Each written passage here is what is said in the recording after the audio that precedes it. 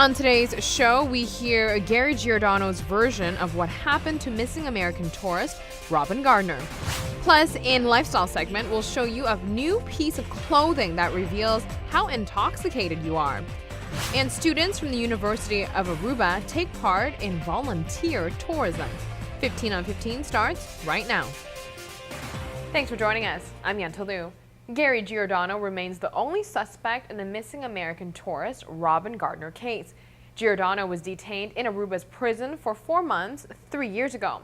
Due to lack of evidence, Aruban authorities released him. But he seems to want to keep this story alive.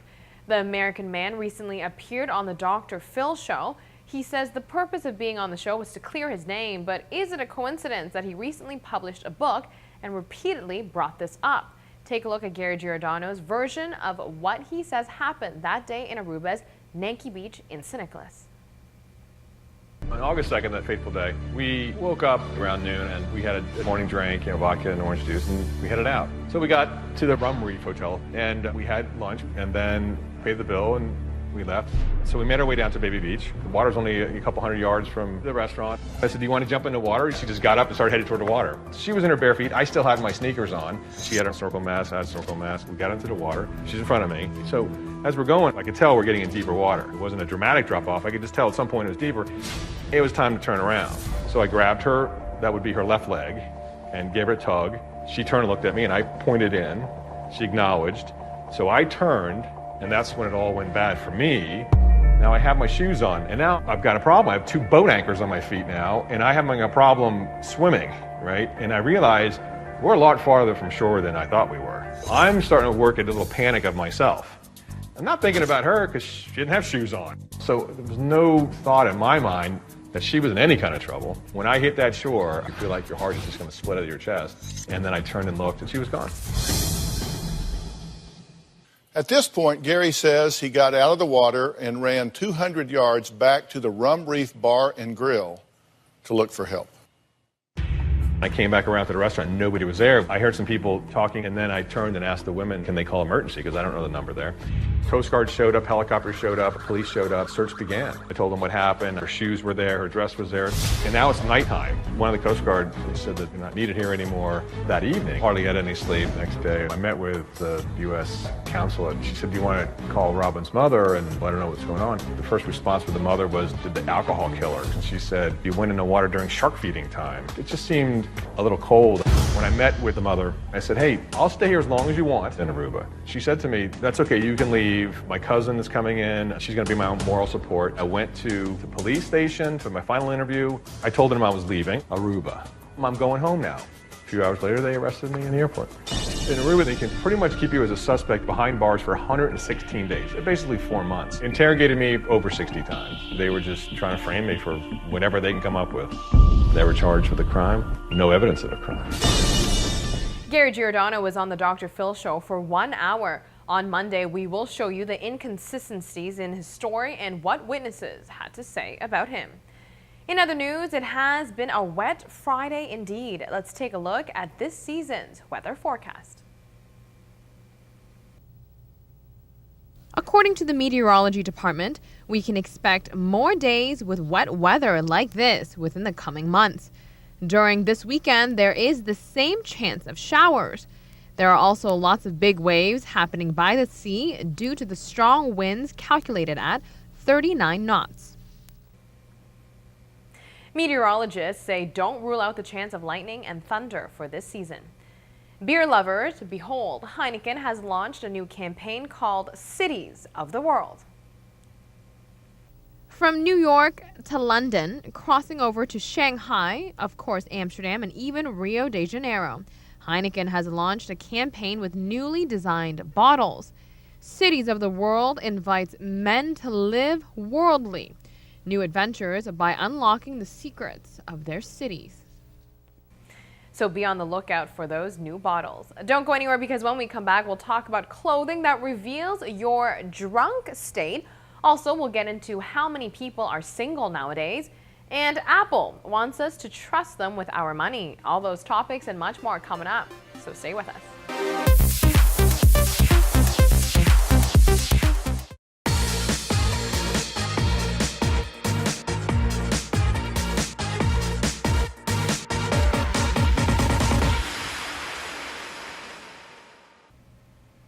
Welcome back from the break. Here's something pretty cool. Clothing that tells you just how drunk you are. Check this out. An artist created clothing that tells you how drunk you are. The articles of clothing are part of the designer's Metamorphosis line. Basically, each piece changes shape and color as the wearer gets more and more, well, wasted.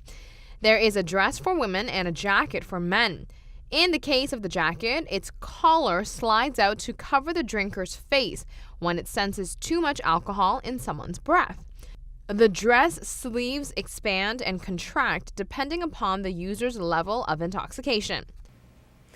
Now, I thought it was always better to keep it hidden as to how intoxicated you are, not show the world. But hey, if you do want to publicly display your drunkenness, then you should invest in this metamorphosis. Moving on, single people now outnumber married people. Well, this is at least the case in the United States.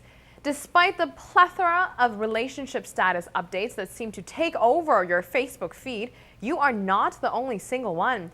New data from the U.S. Bureau of Labor show that for the first time ever, there are more single adults in the U.S. than married ones. As of this August, 124.6 million Americans were single, with 50.2% of the adult population unattached. The percentage of adult Americans who have never married has risen to 30.4% from 22% in 1976, while the proportion that are divorced, separated, or widowed increased. And this week, Apple launched the iPhone 6, the iPhone 6 Plus, and the Apple Watch. But what everyone is talking about is Apple's new feature, Apple Pay. Here's Dorshan Salmon to take you through what this feature is all about. Apple just unveiled a new payment process where you can pay just about anything by using your phone. The Apple Pay is fast and very easy to use. This feature is built into every iPhone 6 and 6 Plus. There's an NFC radio antenna that's built across the top. This basically is the standard for all contactless payments. There's also a Touch ID system along with a new chip known as the Secure Element. It encrypts and stores all payment data. You can see all your credit card on Passbook. Apple Pay is said to be easy, secure, and very private. The only criticism I would have here is Apple wants us to trust them with our money now, but wasn't there just a recent scandal where celebrities' nude pictures, which they stored on iCloud, leaked? Now, I definitely wouldn't want that to happen to my money. We will be right back. Let's take a quick break. This is what's coming up next. For a few years now, the University of Aruba students have ventured off to various destinations to take part in volunteer tourism. We spoke to two students who worked with children with certain conditions on an island off of Ecuador. The University of Aruba students who travel to Galapagos to volunteer says it is an eye-opening experience. We visited Galapagos Islands. We went to San Cristobal and also other islands, but on the island of San Cristobal, we did volunteer work with children that suffer of the condition of post-trauma. Also, some of them had autism, and some of them have the Down syndrome disease.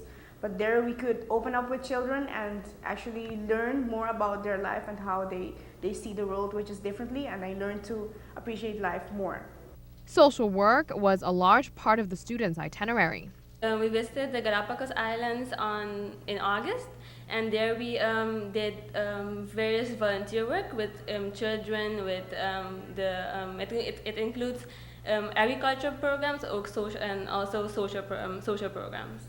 The students from Aruba learned life lessons. Furthermore, it helped them to better understand volunteer tourism. Those islands, the Galapagos Islands, depends mostly on volunteer tourism, and that's why we went there. Besides for gaining knowledge pertaining to their study, life lessons were valued. The purpose is that you learn to know other cultures and also volunteer. Out of school, you can do other things as well, and out of study, and you learn the principles of life as well. As individually, I learned that there are many things that are much important than the material value of life. I've always had that principle in my life, but then I learned that you should balance your life off, and instead of only studying, you can do other things for others as well. Now, if you'd like to learn more about the students' experiences, you can actually catch their presentation for this coming Tuesday night at 7 p.m. at the University of Aruba. They will be revealing it all then. The students say it looks as though the university plans on continuing to organize these types of trips for their students. And before we go, if you are like me, you are probably skeptical when you see campaigns on Facebook asking you to like and share in order to win a prize. Well, I'm here to tell you it works. ATV's social media guru, Rebecca Santos, strongly encourages small and big companies on the island to utilize social media to promote and advertise. Well, of course, nowadays you have a lot of the companies that they're working on the social media. That's actually one of the ways that you can promote and do your marketing. And it's so easy. And so like if you want to get your customers, also you have to like give them a little bit, like give them a little candy so they're like happy and then they come back. So it's also the way of your giving gratitude and thank you that they are your clients. So I think it's a really good technique and strategy how they're working with the marketing through the social media. Truly is. Rebecca is a new proud owner of the iPhone 5C after clicking just 2 buttons on Facebook. Promoting on social media is not only effective, it can also be beneficial for the users. Social media platforms have certainly allowed businesses to be more creative when it comes to marketing. It is good to see consumers get something out of it as well. And Rebecca would like to say a great big thank you to Crown, of course. And that is all the time we have for today. Thank you for watching. We'll be back here on Monday night with all the latest, so we'll see you then.